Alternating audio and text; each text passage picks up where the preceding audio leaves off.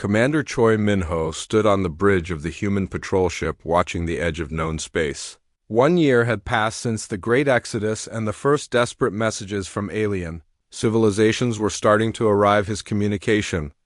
Officer Lieutenant Yoon Da-mi looked up from her station with a puzzled expression. Sir, we are receiving an encrypted transmission from a Vorthak military base, she reported. They are requesting immediate technical assistance with their weapons systems. Min-ho walked over to look at the message on her screen.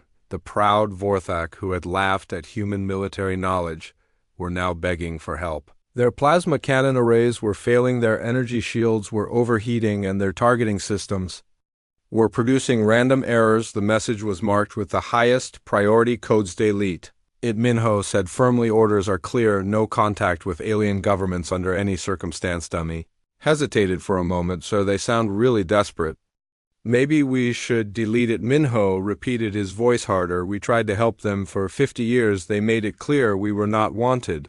Now they can solve their own problems. The message disappeared from the screen, but Min-ho knew it would not be the last. They were starting to receive similar requests every day from across the galaxy. Aliens who had treated humans like servants were now discovering what they had lost on the Keth mining station that Park So-young had abandoned 6 months earlier. Chaos was spreading through the crystal corridors. Supervisor Zethka floated through the facility, watching systems fail one by one. The fusion reactors were operating at only 60% efficiency. The mining robots were breaking down faster than they could be repaired. Entire sections of the station had lost power. The other Keth supervisors gathered around Zethka, their crystal bodies flickering with frustrated colors. They had tried everything they could think of to fix the problems. They had consulted their most advanced technical manuals. They had brought in experts from other Keth facilities. Nothing worked. The human worker had modified too many systems, Zethka admitted reluctantly. She changed our technology in ways we do not understand. Without her knowledge, we cannot maintain what she built. The other supervisors glowed angry red at this suggestion. Humans are primitive beings with limited intelligence, one of them said. We should be able to reverse engineer anything they created, but they could not. Even with all their advanced education and superior technology, the Keth could not figure out how.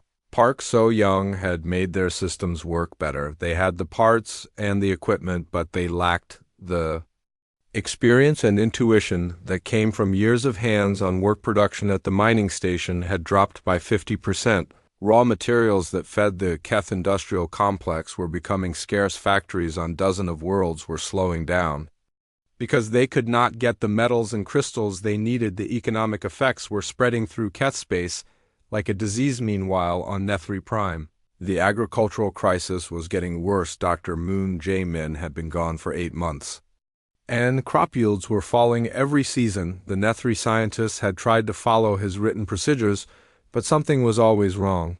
The soil became too acidic or too basic. The plants grew too fast and became weak or too slow and produced no food. Research Director Nethvos floated above the dying fields, his gaseous body shifting through worried shades of blue and purple. He had spent his entire life studying advanced chemistry and atmospheric physics, but he could not grow a simple vegetable. The theoretical knowledge that made the Nethri feel superior to other species was useless when dealing with practical problems. The human researcher had an intuitive understanding of biological systems that we cannot replicate. Nethvos admitted to his colleagues he could sense problems before our instruments detected them. He could adjust growing conditions based on experience rather than calculations. Other Nethri scientists were horrified by this suggestion. They had always believed that emotion and intuition were signs of mental weakness. The idea that these human traits might actually be useful was almost impossible for them to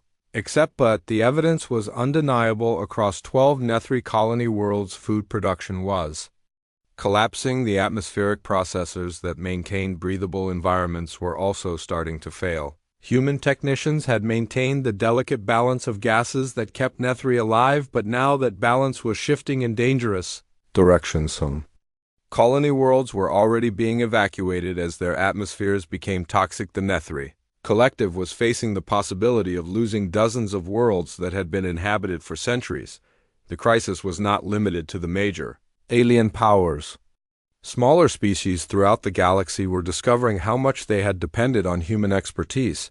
The insectoid crics found that their hive ships were breaking down without human mechanics. The plant-like Florey discovered that their solar collectors were operating at half efficiency without human technicians. Most importantly, the vast communication network that connected the galaxy was starting to collapse. Human engineers had built and maintained the relay stations that allowed faster than light messages to travel between star systems without regular maintenance. These stations were going offline one by one. Trade routes that had been safe for centuries were becoming dangerous again. Pirate gangs were returning to areas where human patrol ships had kept them away. Merchant vessels were being attacked and destroyed because the early warning systems that humans had installed were no longer working. The Galactic Trade Council met in emergency session as reports of economic collapse poured in from across known Space Council. President Vextool, an elderly reptilian being from the Saurian Federation, listened in growing horror as delegates described the chaos spreading through their territory. Shipping costs have increased by 300%, reported to Crick's delegate. Our cargo vessels cannot navigate safely without the human-built guidance systems. Our mining operations have shut down completely, said the Keth representative. We cannot maintain our equipment without human technicians. Food shortages are affecting 60% of our colony worlds, admitted the Nethri delegate. We are facing mass starvation within 2 years. Vextool had always considered humans to be useful but unimportant members of galactic society. He had voted against their admission to the Inner Council, believing they needed more time to mature. Now he was beginning to understand the magnitude of their mistake. The human species provided services that no other race could replace. He said slowly, they were not just workers, they were the foundation that held our civilization together, but it was too late to fix the problem. Repeated attempts to contact human leaders had failed.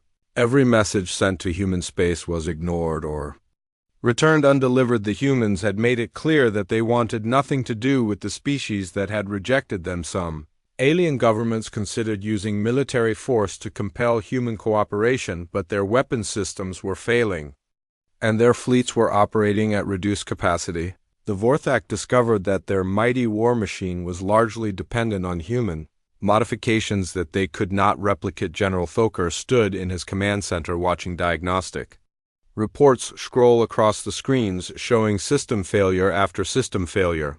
His plasma cannons were misfiring, his energy shields were unreliable, his targeting computers were producing random errors. The proud Vorthak military was becoming a joke. We should have valued their contributions, he admitted to his staff. The humans made us stronger, and we threw them away like garbage. But admitting the mistake did not solve the problem. The Vorthak Empire was losing its military edge, and their enemies were starting to notice border conflicts that had been quiet for decades were heating up again as neighboring species sensed weakness in the depths of space. Human monitoring stations tracked the growing chaos with satisfaction. Captain Kim Sujin commanded one of the listening posts that intercepted alien communications. She and her crew recorded every desperate plea for help, every admission of failure, every sign that the galaxy was finally understanding what it had lost.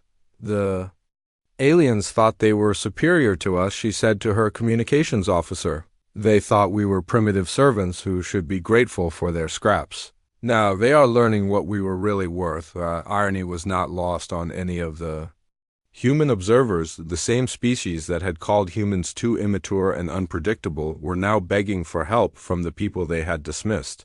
The galaxy that had functioned smoothly for thousands of years was collapsing after losing humans for just 1 year, but the humans were not coming back. The damage to their pride and dignity ran too deep. They had spent decades being treated as second-class citizens, and they would not return to that role ever again. The galaxy would have to learn to survive without them or find a way to earn back their respect. And as the months passed and the crisis deepened, it was becoming clear that survival might be harder than anyone had imagined. Park So-young wiped the sweat from her forehead as she finished her last repair on the massive fusion reactor that powered the Keth mining station. The crystal walls around her hummed with energy, but she knew this would be the final time she would hear that sound. She had spent 5 long years keeping this station running, and tomorrow she would be gone forever. The Keth supervisors floated nearby their crystal bodies. Glowing with impatience, they never learned her name even though she had saved their mining operation dozens of times. They called her Human Worker 7 like she was just another piece of equipment. They never understood that the repairs she made were not just fixing broken parts. She had redesigned entire systems to work better. So Young packed her tools into her metal case. Each tool had been specially modified by her own hands to work with both human technology and alien crystal systems. The Keth had forbidden humans from using their advanced equipment, but So Young had found ways to make human tools work just as well. The aliens never noticed her improvements. They just saw that everything kept working. She walked through the long corridors of the station. For the last time, the walls were covered with crystal growths that stored information and energy. Human workers had learned to read the patterns and colors, but the Keth assumed humans were too stupid to understand their technology. They were wrong. So Young could read the crystal displays better than most Keth workers. The mining station was huge. It stretched for kilometers through the asteroid belt around Kepler 442b. Thousands of mining robots worked day and night pulling rare metals from floating rocks. The entire operation fed the Keth war machine and industrial complex, but the robots needed constant maintenance and the fusion reactors required delicate adjustments that only experienced engineers could handle. So Young had trained the mining robots to work more efficiently. She had programmed them to avoid dangerous asteroids and find the richest ore deposits. She had created backup systems that would keep the station running, even if the main computers failed, but she had never shared these improvements with the Keth supervisors. They treated her like a simple repair worker, so she let them believe that was all she was. As she reached the transport bay, So Young saw the last group of human workers boarding the evacuation ships. Engineers, mechanics, technicians, and system specialists who had kept this station profitable for years. They all looked tired and sad, but also relieved. They were finally going home to places where they would be treated like human beings instead of smart animals. Captain Lee Min-soo was waiting by the transport ship. He had been the human work crew leader for 3 years. He was a small, quiet man who spoke little but understood everything that happened on the station. He nodded to So Young as she approached, everything ready. He asked. So Young looked back at the station one more time. All the systems I built will keep working for maybe 6 months, she said. After that, they will need someone who understands both human and Keth technology. Lee Min-soo smiled grimly. The Keth think their crystal technology is perfect. They never learned that you improved everything. The transport ship lifted off from the station and began its journey toward human space. Through the small window, So Young watched the mining station grow smaller. She could see warning lights starting to flash on some of the outer sections. Already the automated systems were having problems without human oversight. Meanwhile, on the other side of the galaxy, Dr. Moon Jae-min was packing his research notes on the agricultural world of Nethri Prime. He had spent 8 years developing new farming techniques that increased food production across 12 different worlds. The Nethri Collective had considered his work beneath their notice. They were interested only in advanced theoretical science, not the practical work of growing food. Jae-min had discovered that rotating different crops in specific patterns could increase yields by 40%. He had developed new fertilizers using local materials that cost almost nothing to produce. He had created irrigation systems that used half the water of traditional methods. The Nethri had used all his innovations across their colony worlds, but they never gave him credit or recognition. The Nethri supervisors on the farm floated above the fields in their transparent containers. Their gaseous bodies shifted colors as they communicated with each other. They spoke about Jae-min like he was not standing right there. They called him a useful biological tool and discussed whether they should try to make more humans to replace him when he wore out. Jae-min had kept detailed records of everything he discovered, but he had written them in Korean using human scientific notation. The Nethri assumed they could easily translate his work later. They were wrong. Human agricultural science was not just about following procedures. It required understanding soil chemistry, plant biology, weather patterns, and dozens of other factors that worked together in complex ways. The evacuation ship that came for Jae-min was crowded with other human specialists, atmospheric engineers who maintained the air processing systems that kept Nethri Colony World's habitable climate specialists who managed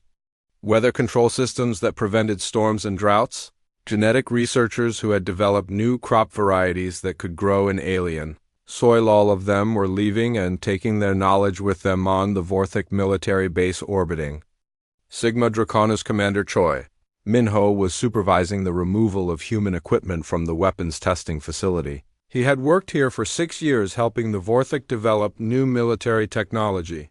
The proud warrior race believed their weapons were the best in the galaxy. They never realized that human engineers had quietly improved almost everything. Minho had redesigned the targeting systems on Vorthak plasma cannons, making them 30% more accurate. He had improved the cooling systems on their energy shields, increasing their effectiveness in long battles. He had developed new ammunition types that could penetrate stronger armor. The Vorthak commanders took credit for all these improvements. The Vorthik General Thoker watched the humans pack their equipment with obvious contempt. His stone-like face showed no emotion, but his red eyes glowed with satisfaction. He was glad to see the humans go. He thought they made his warriors soft and dependent on alien help. You think too much. Human. Thoker growled at Minho. Warriors should trust their strength, not clever tricksmen. Ho did not argue. He simply loaded the last of his equipment onto the transport ship. He knew that within weeks the Vorthak would discover how much they depended on human improvements. Their weapons would start malfunctioning. Their military effectiveness would drop significantly, but that was no longer his problem. Across the galaxy, similar scenes were playing out on thousands of worlds and space stations. Human doctors were leaving alien hospitals. Human teachers were abandoning alien schools. Human technicians were walking away from communication, networks, and transportation systems. Human traders were closing their businesses and heading home. The aliens barely noticed at first. They assumed that losing a few workers would not matter much. They could replace humans with automated systems or workers from other species. They were confident that their advanced civilizations would continue running smoothly without the primitive newcomers, but within weeks small problems began appearing on the Keth mining station. The fusion reactors started having power fluctuations. The automated repair systems could not fix problems they had never been programmed to handle. Production dropped by 15% in the first month on Nethri. Agricultural worlds, crop yields began declining. The soil chemistry was changing in ways the Nethri scientists could not understand. Their theoretical knowledge was useless without the practical experience that human farmers had developed over years of trial and error on Vorthik military bases. Weapon systems started failing. Diagnostic tests. Energy shields overheated during training exercises.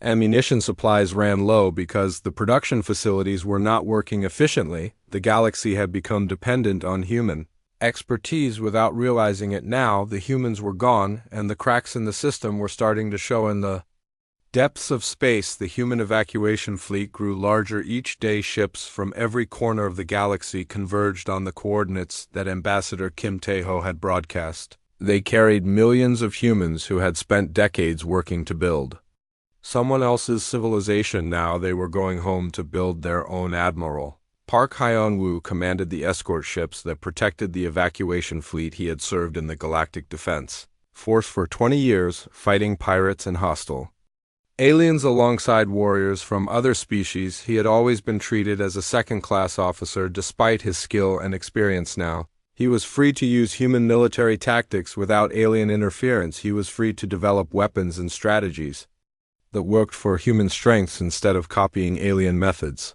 He was free to build a fleet that would protect human interests instead of serving alien masters. The evacuation was almost complete. Soon every human would be out of alien space. The galaxy would have what it wanted: a civilization without the troublesome newcomers who asked too many questions and expected to be treated as equals, but the silence left behind would be louder than anyone expected.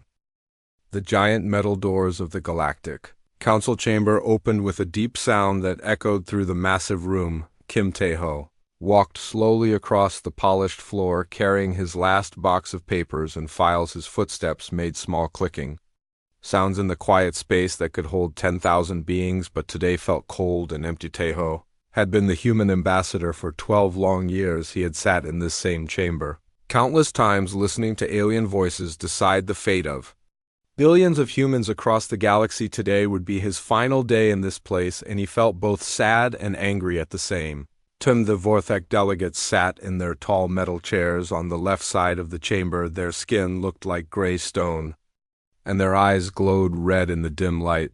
They were warriors who respected only strength and power. To them, humans were weak, soft creatures who talked too much and fought too little. The Vorthek ambassador Cruex had once called humans cowards.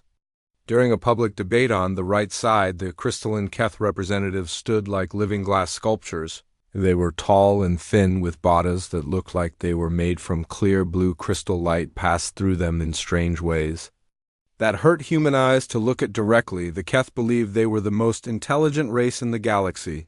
They thought humans were stupid animals who could barely understand simple ideas. Above them all floated the Nethri collective members.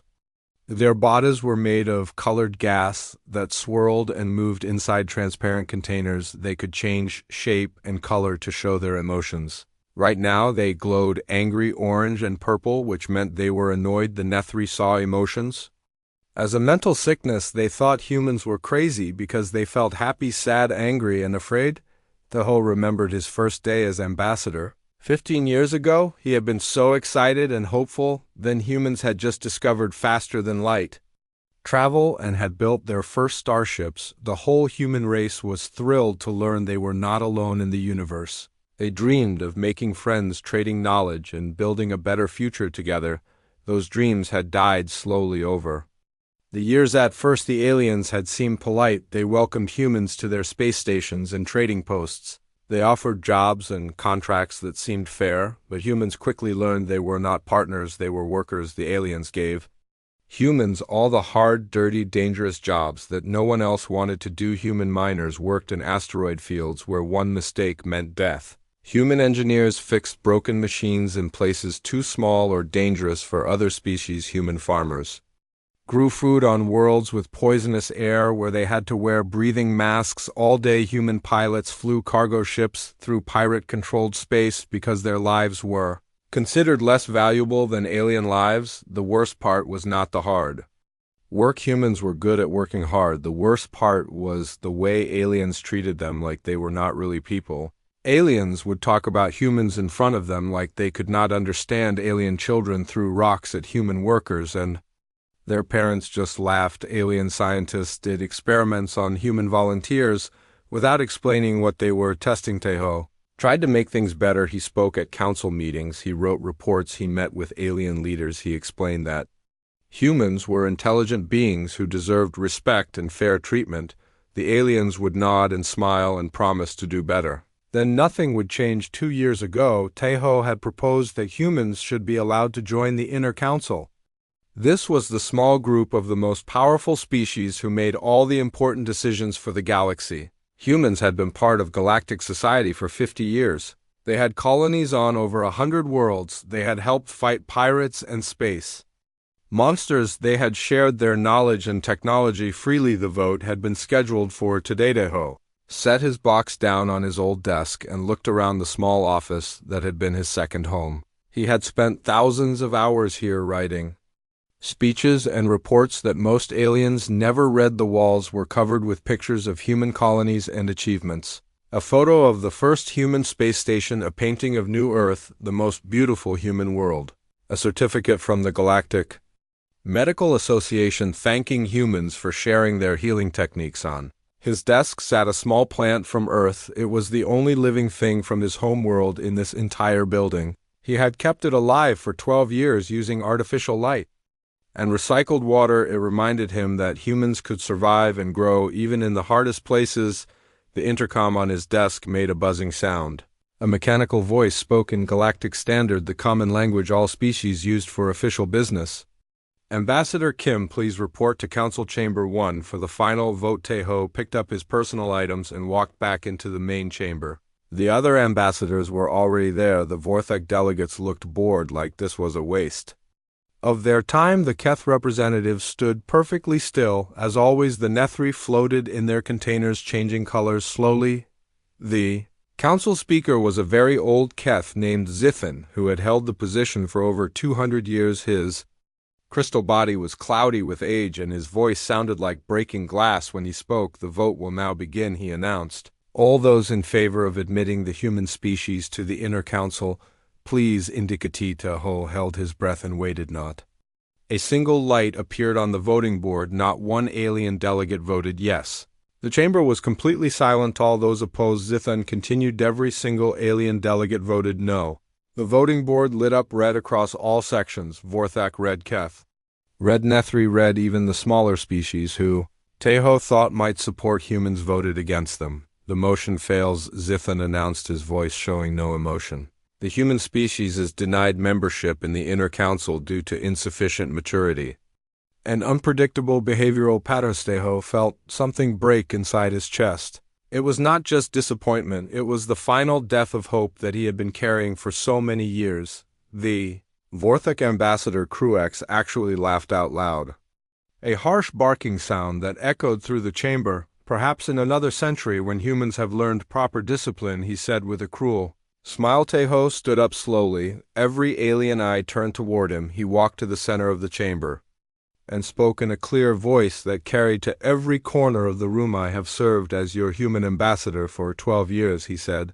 "I have listened to your complaints about my species. I have tried to address every concern you raised. I have asked only for the same respect you show each other." The aliens shifted in their seats. Some looked uncomfortable, but none spoke today. "You have made your position clear. Humans are not welcome as equals in your galaxy. We are only welcome as your servants." Tahoe reached into his jacket and pulled out a small device. He pressed a button, and his voice was transmitted to every human colony ship and space station in the galaxy. "My fellow humans, we have tried for 50 years to earn a place at their table. We have worked harder than any species in galactic history. We have bled and died to prove we belong, but today they have told us the truth. We will never be good enough for them."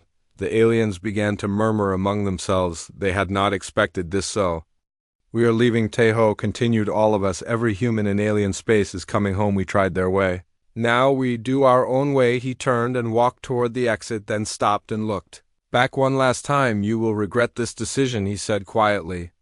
But by then it will be too late. The chamber doors closed behind him with a final deep sound, and Ambassador Kim Tahoe walked away from the Galactic Council forever.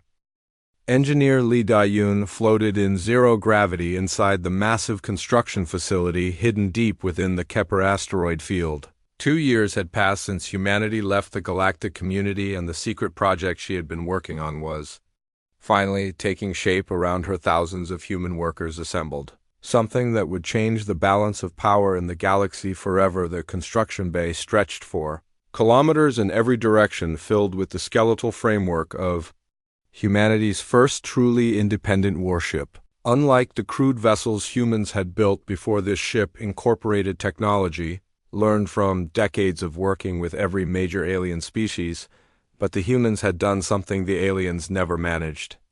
They had combined all these different technologies into something entirely new. Noyun guided her worksuit along the hull, checking the fusion of Keth crystal matrices with Vorthak armor plating.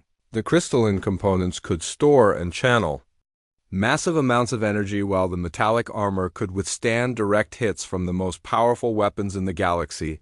But the real breakthrough was the human-designed interface that allowed these incompatible technologies to work together perfectly. "The Keth crystals want to resonate at specific frequencies," she explained to her assistant engineer Park Tae-won. "The Vorthak metals want to disperse energy evenly. But if you modulate the crystal frequency and adjust the metal grain structure at the molecular level, they amplify each other instead of interfering." Park nodded as he recorded her observations. This was exactly the kind of innovative thinking that had made humans valuable to alien civilizations for 50 years. Aliens had used human creativity to solve their technical problems. Now that creativity was being used for humanity's benefit alone. In another section of the construction facility, Dr. Song Mi-young was working on the ship's power systems. She had spent 15 years maintaining Nethri atmospheric processors and had learned how their energy manipulation systems worked. But she had always known the Nethri design was inefficient and wasteful. Now she was building something better. The Nethri used brute force Energy conversion, she told her research team, they pour massive amounts of power through their systems and accept the waste heat and radiation. But if you cascade the energy through multiple conversion stages and recycle the waste products, you can increase efficiency by 400%. Her new power system was smaller, lighter, and more powerful than anything the Nethri had ever built. It could run for months on the same fuel that would power a Nethri ship for days, and unlike alien power systems, it was designed for easy maintenance and repair. By human technicians, Captain Hung Soo-jin walked through the completed sections of the ship, marveling at what human ingenuity had accomplished. In just 2 years, she had served as a junior officer on alien vessels for most of her career, always taking orders from species that considered her inferior. Now she would command humanity's most advanced warship. The bridge was designed around human psychology and reflexes instead of alien preferences. The control systems responded to human touch and voice patterns. The displays showed information in ways that human brains could process quickly. The entire ship was built to enhance human capabilities rather than forcing humans to adapt to alien designs, but the most impressive feature was the ship's computer system. Human programmers had studied artificial intelligence systems from dozens of alien species and had discovered that each race built computers that thought like they did. Keth computers were logical and precise. Vorthek computers were aggressive and competitive. Nethri computers were theoretical, and abstract. Human computers were different. They were intuitive and adaptable. They could learn from experience and make creative connections between unrelated ideas. They could work with incomplete information and still produce useful results. The ship's computer could outthink most alien artificial intelligence systems because it approached problems from entirely different directions. Meanwhile, the crisis in alien space was reaching critical levels. The Keth Crystalline Collective was facing complete economic collapse. Their mining empire, which had provided raw materials for half the galaxy, was operating at less than 30% efficiency. Entire industrial worlds were shutting down because they could not get the materials they needed. Supervisor Zethka floated through the dying mining station that Park So-young had once maintained. The corridors were dark and cold as power systems failed one by one. Most of the mining robots had broken down and could not be repaired. The few that still functioned produced only a fraction of their former output. We must swallow our pride and contact the human governments, Zethka told the other supervisors. Our civilization is dying without their expertise. But the human governments were not responding to any alien communications. Every message sent to human space was ignored or returned with a simple automated response. The human species is no longer available for consultation or technical assistance. Contact your local resources for alternative solutions. The Vorthek Empire was suffering even worse losses. Their military superiority had evaporated as their weapon systems continued to malfunction. Enemy species that had feared Vorthek power for centuries were beginning to test their borders. Small raids and probing attacks were increasing as word spread that the mighty Vorthek war machine was breaking down. General Thoker stood in his command center watching reports of military disasters scroll across his screens. A Vorthek battle fleet had been defeated by a force half their size because their energy shields had failed during combat. A fortified border station had been captured because the automated defense systems had shut down without warning. The humans were not just workers. Thoker admitted to his staff, they were the engineers who kept our empire strong. Without them, we are just warriors with broken weapons. The worst situation was in Nethri space, where the atmospheric crisis had become a full-scale catastrophe. Colony worlds that had been inhabited for centuries were being abandoned as their air became unbreathable. The complex chemical balance that supported Nethri life was collapsing without human technicians to maintain the processing systems. Research Director Nethvos floated in his laboratory surrounded by failed experiments and useless calculations. His team of brilliant scientists could not solve problems that human technicians had handled routinely. They had all the theoretical knowledge in the galaxy, but they lacked the practical experience that came from years of hands-on work. We studied the humans for decades, he said to his colleagues. We analyzed their behavior patterns, their emotional responses, their problem-solving methods. We concluded they were primitive beings driven by irrational impulses. We were wrong. Their intuition and creativity are not weaknesses, they are strengths that we cannot replicate. The Nethri Collective was facing the extinction of their entire civilization. More than half their colony worlds had been evacuated, and the rest were failing rapidly. The atmospheric processors on their homeworld were showing signs of instability. If those systems failed, the Nethri species would cease to exist. Desperate alien governments began reaching out to minor species, hoping to find alternatives to human expertise. The insectoid crics were asked to take over mining operations, but their rigid hive mentality could not adapt to the constant changes required. The plant-like flora were consulted about agricultural problems, but their slow growth cycles made them useless for emergency situations. Every species had specialized in narrow fields of knowledge and could not provide the broad, adaptable expertise that humans had offered. The galaxy had been built on a foundation of human versatility and problem-solving ability, and that foundation was now gone. In the depths of human space monitoring stations continued to track the collapse of alien civilization. Admiral Park Hyun-woo read the intelligence reports with growing satisfaction. The same species that had voted unanimously to exclude humans from the Inner Council were now facing the consequences of their arrogance. They thought they were superior to us, he told his staff. They believed their advanced technology and ancient civilizations made them better than the primitive newcomers from Earth. Now they are learning that superiority means nothing without the ability to maintain what you have built. But some humans were beginning to question whether revenge was worth the cost. Dr. Kim Hae-jin, who had helped design the monitoring systems, wondered if humanity should reconsider their position. Millions of innocent beings were suffering because their governments had made foolish decisions. Maybe we should help them, she suggested during a staff meeting. Not because they deserve it, but because it is the right thing to do. Admiral Park shook his head firmly.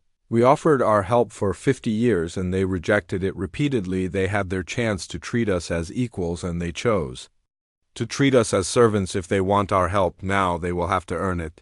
The debate was spreading through human space as reports of alien suffering continued to arrive. Some humans wanted to maintain their isolation forever. Others believed humanity should offer humanitarian assistance. A growing number suggested that humans should return to galactic society, but only as equal partners with full respect and representation. But before any decision could be made, humanity needed to be strong enough to demand respect rather than beg for acceptance.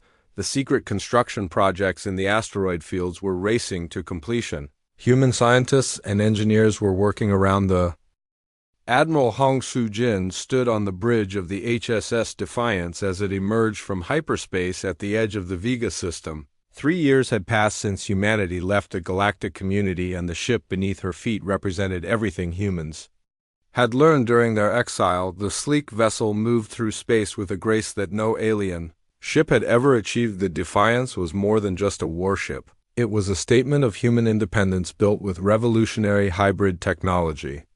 It combined the best features of every alien species that had once looked down on humanity. Keth crystal matrices provided incredible energy storage and manipulation.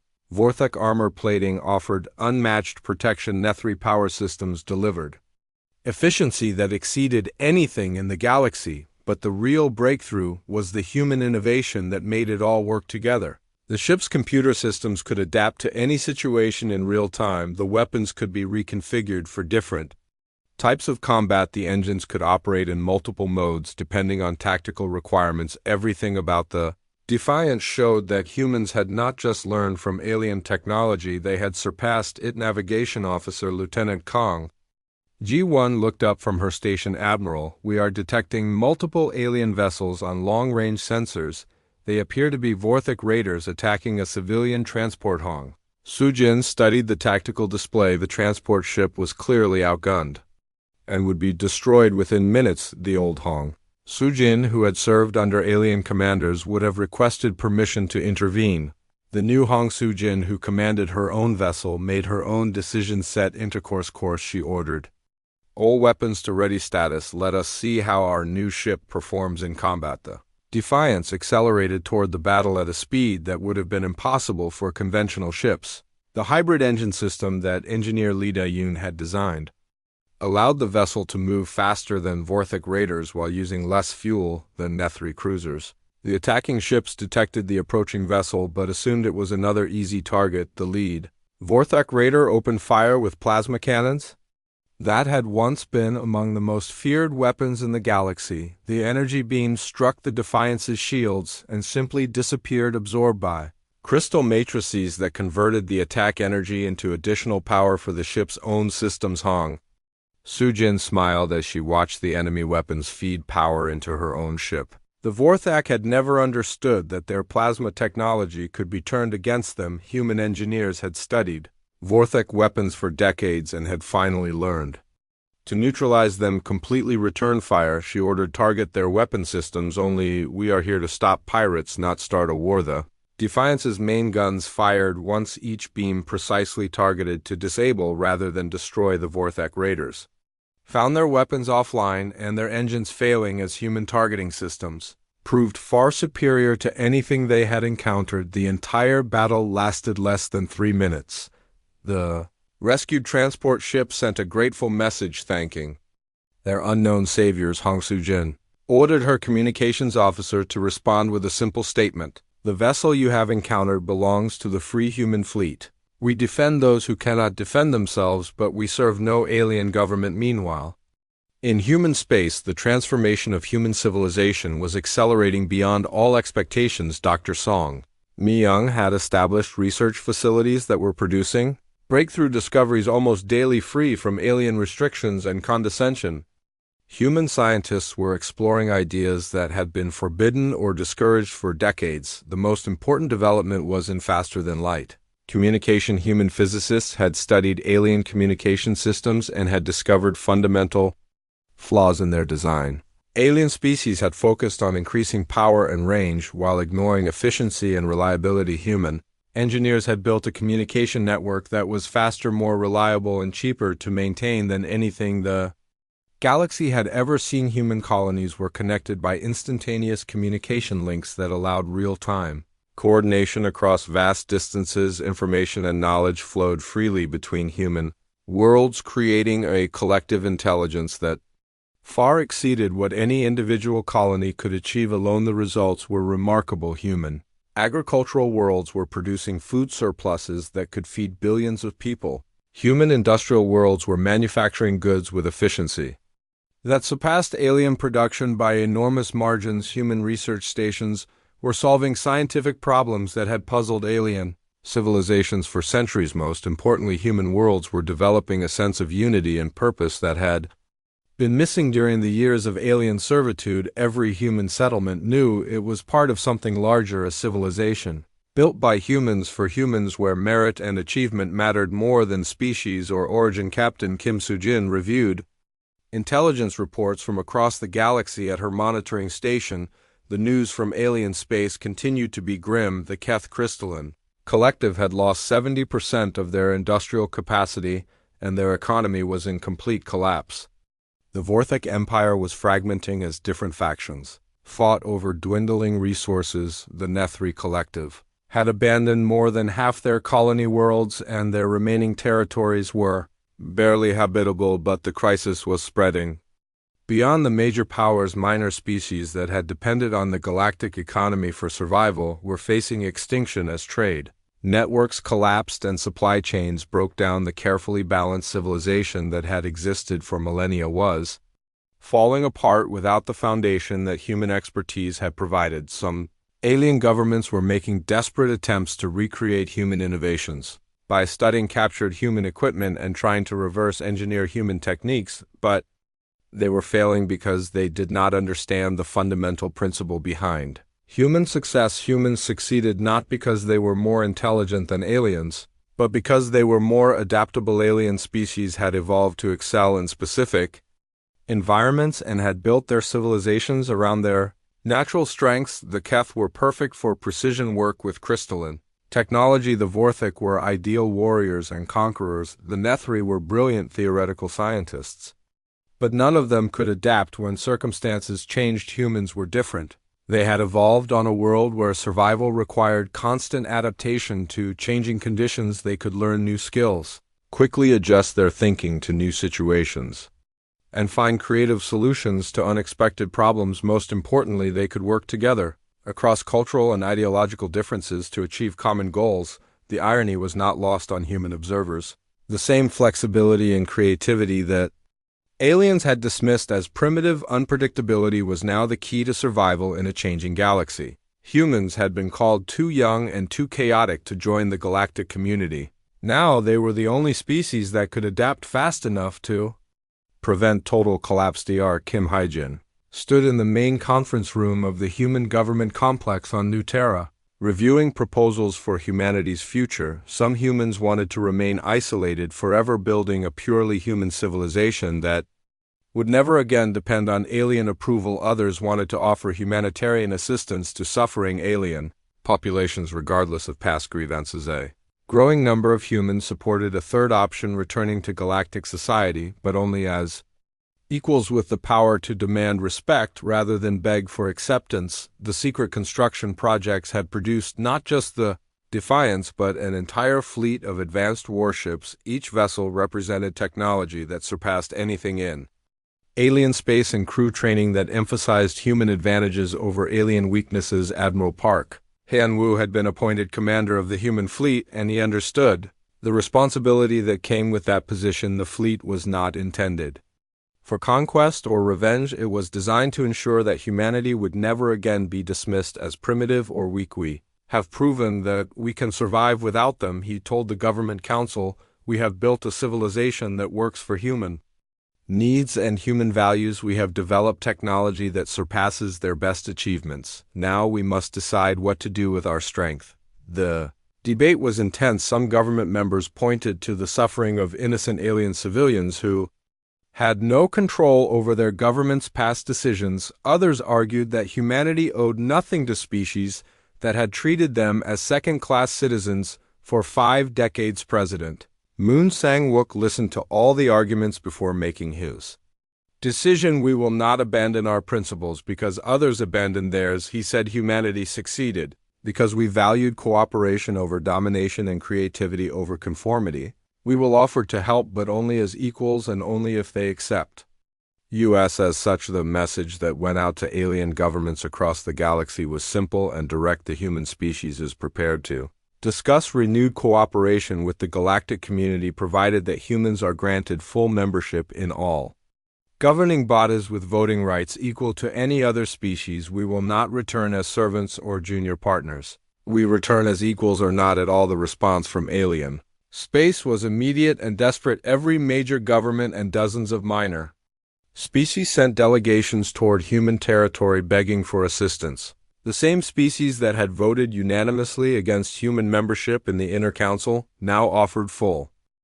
Ambassador Kim Tae-ho sat in his office on New Terra reading the final message from the reformed Galactic Council. 5 years had passed since he walked out of the alien assembly that had rejected humanity with unanimous contempt. The man who read the alien proposal was older, now his hair gray and his face marked by the years of struggle that had transformed human civilization. The message was unlike anything he had received during his 12 years as humanity's representative to the galaxy. There were no demands, no condescending lectures, no reminders of human inadequacy. Instead, the document was filled with words that aliens had never used when addressing humans before. Apology, respect, equal partnership, mutual cooperation. Supreme Chancellor Vorthine of the Reformed Galactic Council had signed the message personally, along with representatives from every major species. The Keth Crystalline Collective offered humans full voting rights in all technical committees. The Vorthic Empire proposed joint military commands with human officers holding equal rank to alien commanders. The Nethri Collective promised shared research facilities where human scientists would have access to their most advanced laboratories, but the most significant change was in the tone of the message itself. The aliens who had once spoken to humans like adults addressing children now wrote with the careful respect reserved for powerful equals. They acknowledged that their civilizations were dying without human expertise. They admitted that their technology was inferior to human innovations. They confessed that their social systems were failing without human adaptability. Ho set the message aside and walked to the window that overlooked New Terra's capital city. The view showed him everything that humanity had accomplished during their years of independence. Gleaming towers that reach toward the sky connected by transport tubes that move people and goods, with impossible efficiency parks.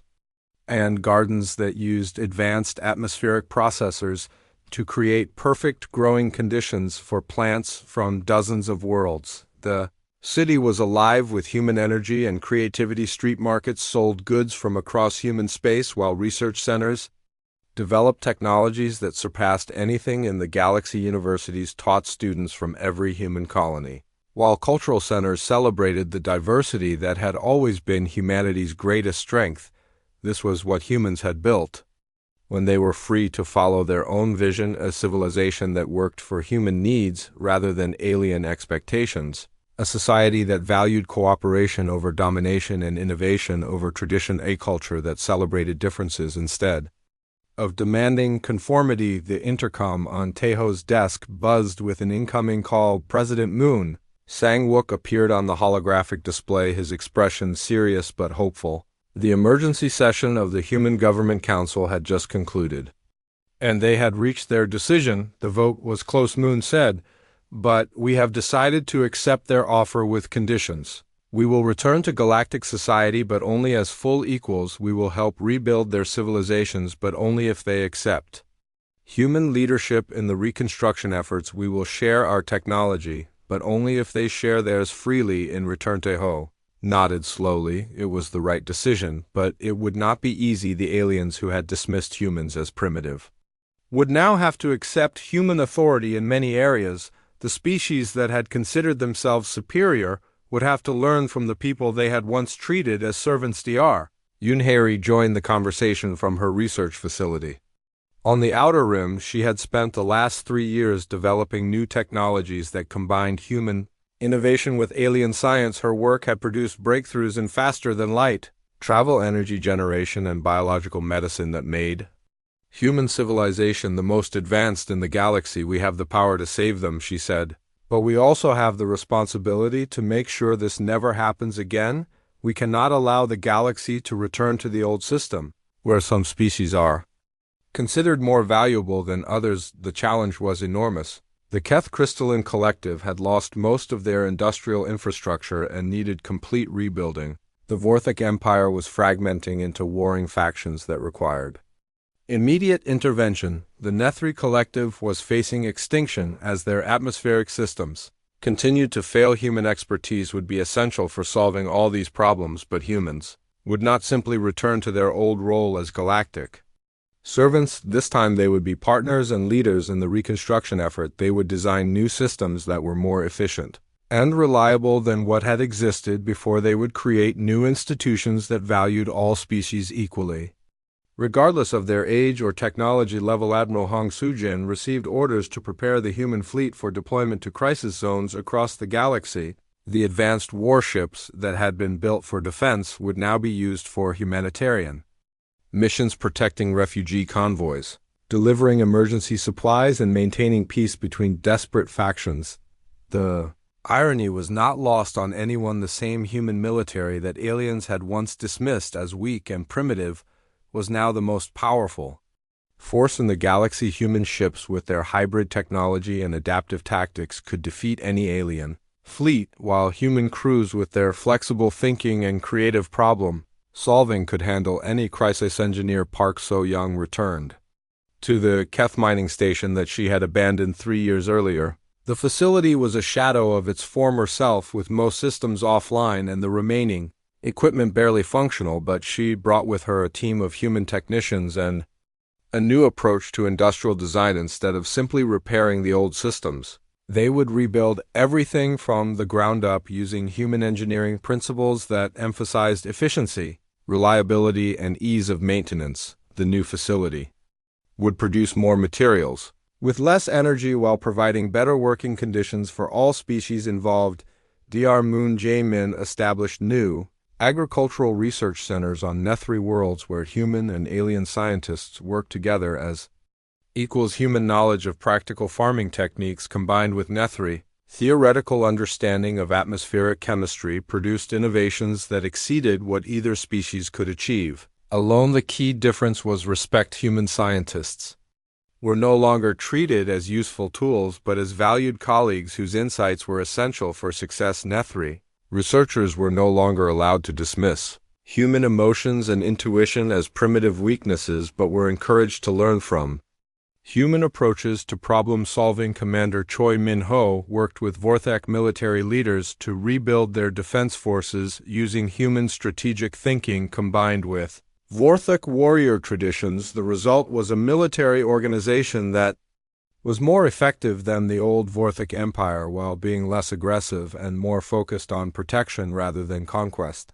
Transformation was not always smooth. Many aliens struggled to accept human authority after centuries of feeling superior. Some humans found it difficult to forgive the species that had treated them so badly for so long.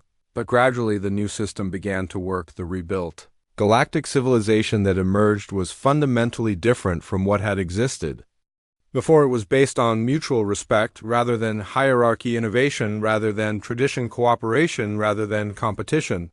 Every species contributed what they did best while learning from the strengths of others. Human adaptability became the foundation that held everything together. When problems arose, human experts could quickly develop solutions that worked for all species involved. When conflicts emerged, human diplomats could find compromises that satisfied everyone. When new challenges appeared, human creativity could devise approaches that no one had tried before. 5 years after humanity's return, the galaxy was more prosperous and peaceful than it had ever been.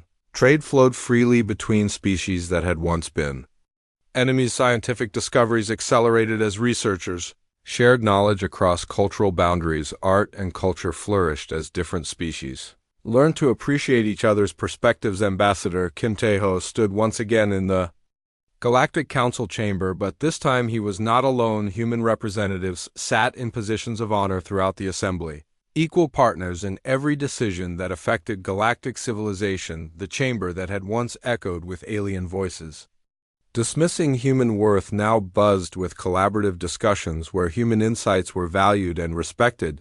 The final vote of the session was on a proposal to establish new colonies in the Andromeda Galaxy. The project would require cooperation between all species, with humans providing the leadership and coordination necessary for such a massive undertaking. Every species voted yes in unanimous agreement. As the session ended, Tae-ho reflected on the journey that had brought them to this point. Humanity had left the galaxy as rejected outcasts and returned as essential partners. They had proven their worth not through submission but through independence, not through begging but through achievement. The galaxy had learned that true civilization was not about the dominance of the strongest or the oldest, but about the cooperation of all species, working together toward common goals. And at the heart of that cooperation were the humans who had refused to accept second-class status and had instead built a better future for everyone. The age of human servitude was over. The age of galactic partnership had begun, and the universe would never be the same.